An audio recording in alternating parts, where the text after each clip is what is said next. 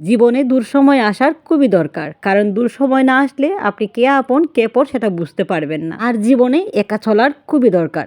একা চলতে শিখে গেলে কেউ আর আপনাকে ঠকাতে পারবে না। আর দুঃসময় আপনাকে শিখিয়ে দিবে আপনার করণীয় কি, কে আপনার আপন ছিল আর কে আপনার পর। আপন সাজার জন্য অনেকেই মুখ দিয়ে কত মধুর মধুর কথা বের করে, সবই হচ্ছে অভিনয়। কিন্তু বাস্তবতা বড়ই কঠিন। কেউ দুঃসময়ে পাশে থাকতে চায় না, শুধু অজুহাত দিয়ে দূরে থাকতে চায়। অনেক কথাই বলে ফেললাম, তার আগে আপনাদের সালাম দিয়ে নিই। হ্যালো, আসসালামু আলাইকুম। আপনারা কেমন আছেন? আশা করি আল্লাহর রহমতে অনেক বেশি ভালো আছেন। লং ভিডিও ছাড়তে আর ইচ্ছা করো না, কারণ পেজে আমার তেমন কোনো ভিউ নেই, লাইক নেই, কোনো কমেন্ট নেই।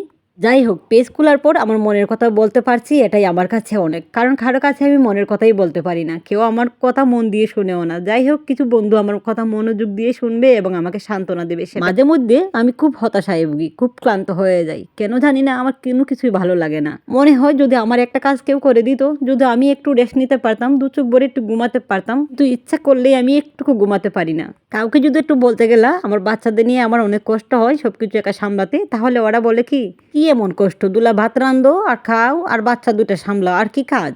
তখন যে আমার কি পরিমাণ কষ্ট হয়, ইচ্ছা হয়, সেটা আর বলার কোনো বাসাই নাই। আমি জানি প্রত্যেকটা মাই সন্তানকে বড় করে অনেক কষ্ট করে, কিন্তু এক একজনের কষ্ট এক এক রকম। কেউ না কেউ তো তাকে ওর পাশে হেল্প করার মতো। আমার কাছে শুধু আমার হাজবেন্ড ছাড়া আমার আর কেউ নাই। উনি যখন অফিসে থাকে কিংবা বিভিন্ন কাজে দৌড়াদৌড়ি করে, তখন তো আমি খুবই অসহায় ফিল করি। বাচ্চাদের কিভাবে গোসল করাবো, কয়টার সময় খাওয়াবো, কি রান্না করবো। যেহেতু আমি গ্রামের বউ, সেহেতু আমার বাচ্চারা উঠানে দৌড়াদৌড়ি করে বিভিন্ন জায়গায় চলে যায়, আমাকে একাই খুঁজে আনতে হয়।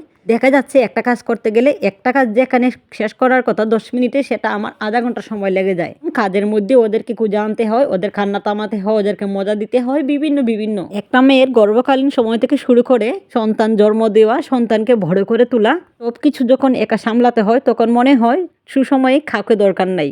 কথা আছে না, সুসময়ে বন্ধু বটে অনেকেই হয়, অসময়ে হায় হায় কেউ কারো নয়। এই কথাটা কিন্তু চরম বাস্তব। আমার কাছে মনে হয় দুঃখের অনেক রং আছে, লাল, নীল, কালো, হলুদ, অনেক রং। কারণ দুঃখটা এক একজনের কাছে এক এক রকম। মনের দুঃখে মনের কষ্ট অনেক কিছুই বলে ফেললাম। দুঃখের অনেক রং আছে, এই কথাটার সাথে আপনারা কারা কারা একমত অবশ্যই কিন্তু কমেন্ট করে জানাবেন। এখানে আমি বিন্নি ভাত রান্না করে নিলাম, আর সাথে রান্না করে নিলাম কিছু পোলাও ভাত। উনি কিছু ভুল বলে থাকলে আমাকে ক্ষমা করে দিবেন। আজ এই পর্যন্ত, সবাই ভালো থাকবেন। আল্লাহ হাফেজ।